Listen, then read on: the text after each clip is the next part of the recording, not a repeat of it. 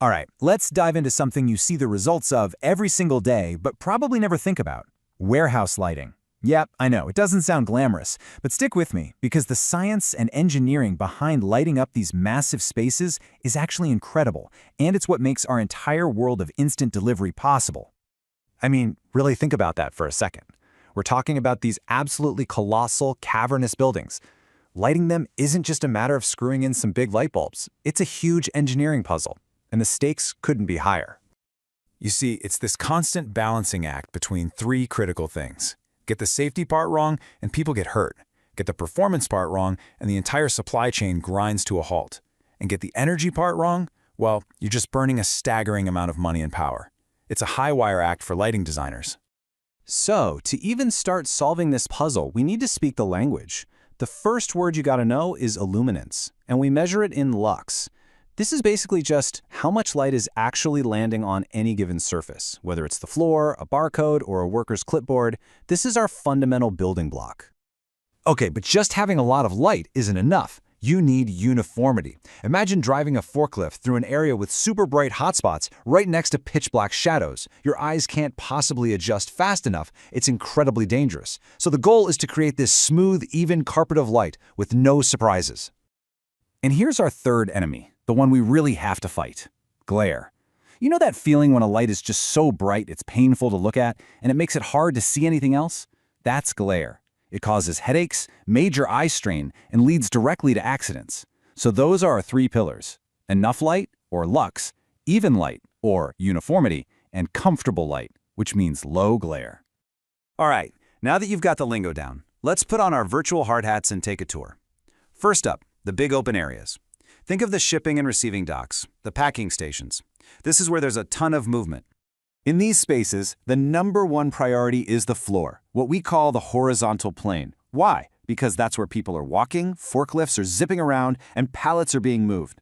The main goal here is to lay down that perfect, uniform blanket of light we were just talking about, making sure there are no shadows for things or people to hide in.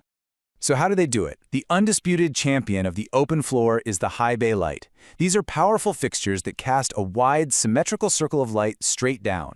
You hang them in a precise grid way up high, and you get that beautiful, even coverage. But here's the secret weapon, and it's brilliant: paint.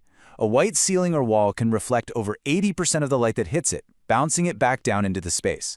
It makes the whole system massively more efficient for literally the cost of a bucket of paint. Okay, tour continues. Let's move from the open floor and head deeper into the warehouse, into the heart of the operation. We're talking about those towering canyons of storage racks. And this, my friends, is where things get really tricky. Think about it. We did a great job lighting the floor. Awesome. But when you're in an aisle, you're not looking at the floor. You're looking up. You're trying to read tiny labels on boxes that are 30, 40, even 50 feet in the air. The rules of the game have just completely changed. And hey, don't just take my word for it. The Illuminating Engineering Society, basically the global authority on all things light, says it right here. In a warehouse, almost everything that matters, every critical task, happens on a vertical surface.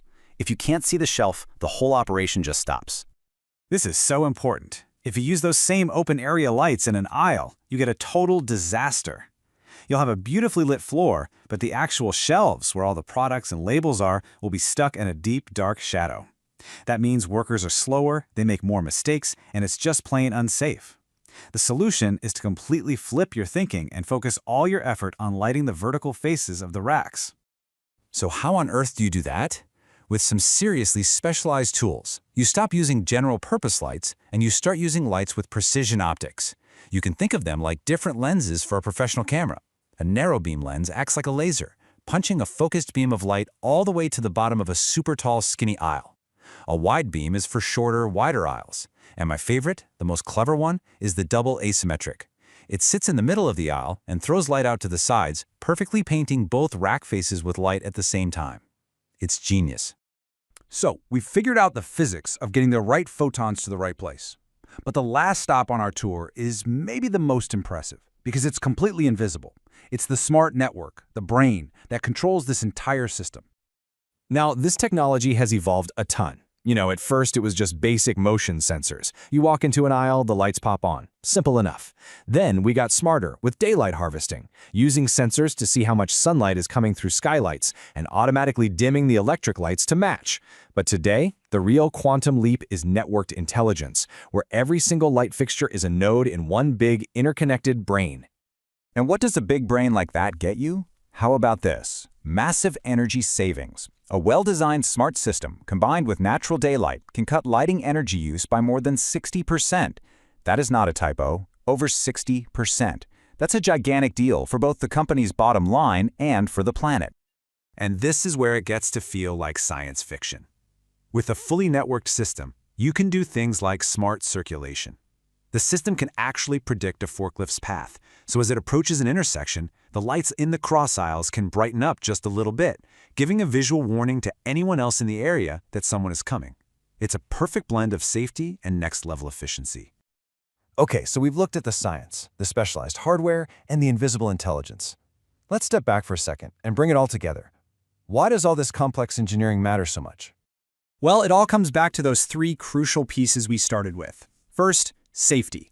Better lighting means fewer collisions, fewer accidents, and less strain on your workers' eyes. Second, performance. When people can see clearly, they work faster and make fewer mistakes, which saves companies a fortune. And finally, efficiency.